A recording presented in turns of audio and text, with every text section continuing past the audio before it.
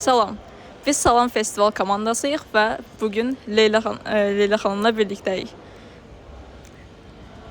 Salam Leyla xanım, xoş gəlmisiniz. Bizim ilk sualımız olacaq ki, sizi Salam Film Festivalını yaratmağa nə ilhamlandırdı?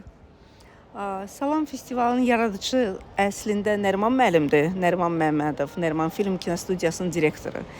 Yəni və ilham əlbəttə ondan irəli gəldi ki, Azərbaycanda belə bir festivala böyük bir ehtiyac duyulurdu. Yəni bunu həm Nəriman müəllim, mən əminəm ki, çoxumuz bunu başa düşürdük, bilirdik və şükür Allaha ki, ona belə bir fikir gəldi ki, belə bir festivalı yaratsın və bu festivalı yaradanda mənə müraciət etdi ki, mən də onunla bir yerdə bir komanda kimi bu festivalın təşkilində iştirak edim. Mən əlbəttə çox sevinclə, çox böyük qürurla, çox böyük şadlıqla bu işə qoşuldum. Çünki doğrudan da çoxdankı arzum idi ki, məhz festivalla məşğul olum, özdə yeniyetmələr üçün festivalla məşğul olum. Çox təşəkkürlər. İkinci sualımız isə odur ki, sizin bu festival üçün gələcək planlarınız və belə deyək, nailiyyətlər ümumiyyətlə nə düşünürsünüz? Hansı nailiyyətlərə nail olmaq istəyirsiniz? Ümumiyyətlə çox genişlənmək istəyirik əslində. Yəni bizə müraciətlər çox olur hər il. Amma imkan olmur ki, bütün müraciətlərə cavab verək. Yəni hamını qəbul etməyə imkanımız olmur. Ümid edirəm ki, belə bir imkan olacaq və doğrudan da genişlənəcək. Daha çox yeniyetmə iştirak edə biləcək. Daha çox ölkələrdən uşaqları qəbul edə biləcək və biz belə bir planımız var ki, həm də regionlarda da festivalın filialı kimi, festivalın hissələri kimi müxtəlif deməli görüşlər, müxtəlif nümayişlər, film nümayişləri və seminarlar keçirdik və ümumiyyətlə indi hətta bizim birinci gündə, festivalın ilk günündə Nəriman müəllim də bu haqqda məlumat verdi ki, biz istəyirik ki, il boyu festival davam etsin. Yəni və bu 4 günlük, 5 günlük elə böyük festival elə bil hər ilin sonunda bir son böyük bir təntənəli hadisə kimi olsun. Amma il boyu biz həm regionlarda, həm Bakıda uşaqların, yeniyetmələrin müxtəlif qrupları ilə birlikdə çox maraqlı seminarlar və görüşlər təşkil etmək istəyirik. Bu artıq planımızda var və bunu bu il inşallah eləyəcəyik. Çox təşəkkürlər. Sağ olun. Necə düşünürsünüz? Bu festivalın buradakı gənclərə və uşaqlara təsiri necə olur və onlara necə kömək edir?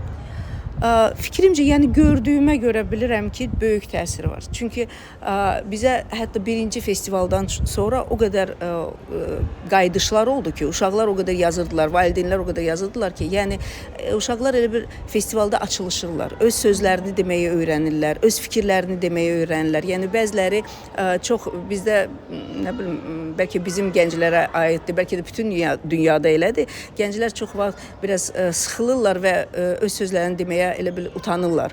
Amma burada öz həm yaşıdlarını görəndə, onların aktivliyini görəndə digərləri də aktivləşirlər. Bu böyük bir nailiyyətdir. Mənə elə gəlir ki, uşaqlar üçün öz sözlərini demək bacarığı böyük bir nailiyyətdir. Bundan başqa yeni dostlar qazanırlar.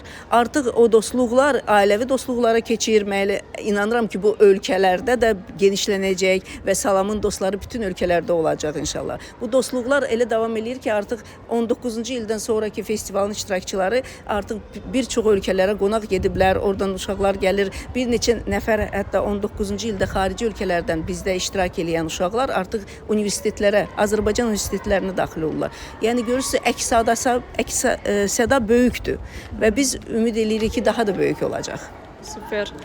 Siz Nəriman Film Studiyası ilə birlikdə artıq bir neçə proyektlərdə işləmisiniz, prodüser kimi və biz bilmək istəyirik ki, yadda qalan ən super proyektlərinizdən biri hansı olub? Ən super proyektim elə Salam Beynəlxalq Yeniyetmə Film Festivalıdır. Yəni mən prodüser kimi çox çalışmışam, çox proyektlərdə çalışmışam. Amma mənim üçün doğrudan da ən sevimlisi Salam Beynəlxalq Yeniyetmə Film Festivalıdır. Onu heç bir başqa bir layihə ilə müqayisə edə bilmərəm. Super. Bəs sizcə prodüserlərdə olmalı olan ən vacib belə deyək məqamlar nələrdir? Bilirsiniz, ümumiyyətlə prodüserin mənim fikrimcə əsas işi məhz komandanı yığmaq, komanda təşkil etmək və o komandanın bir birlik kimi çalışmasını təmin etmək.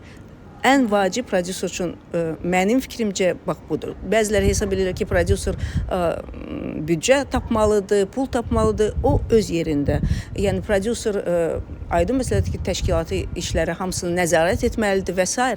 Amma əsas hər bir layihədə odur ki, yığdığınız komanda, çünki bilirsiniz, məsəl üçün film çəkilişlərində komandalar çox böyük olur. 50-dən, 60-dan, bəlkə 100-dən artıq insanlar olur. Müxtəlif deməli professionallar olur, hər bir sahədə işləyənlər. Həmin adamları bir yerə yığmaq, toplamaq və onların bir yerdə əl-ələ verib çalışmasını təmin etmək çox çətin bir işdir.